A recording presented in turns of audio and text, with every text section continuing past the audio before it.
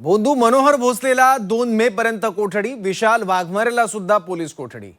Madha कोर्टाकडून police कोठडी सुनावण्यात आली आहे। आश्रमातील 421 पावत्यांची देखील चौकशी होणार आहे। भोंदू मनोहर भोसलेला 2 मे पर्यंत कोठडी सुनावण्यात आलेली आहे। त्यासोबत विशाल वाघमारेला सुद्धा पोलीस कोठडी आहे। माढा कोर्टाकडून ही कोठडी सुनावण्यात आलेली आहे। आश्रमातील 421 पावत्यांची देखील आता चौकशी होणार आहे। सोलापूर जिल्ह्यातील भोंदू मनोहर भोसले आणि त्याचा साथीदार विशाल वाघमारे याचा पोलीस कोठडीतला मुक्काम यामुळे वाढलाय।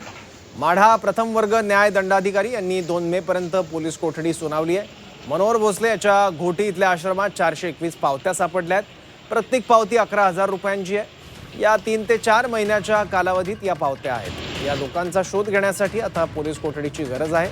त्यामुळे न्यायालयाने ही पोलीस कोठडी दिलेली आहे। त्यामुळे पोलीस कोठडीतल्या चौकशीतून आणखी माहिती समोर येण्याची शक्यता आहे।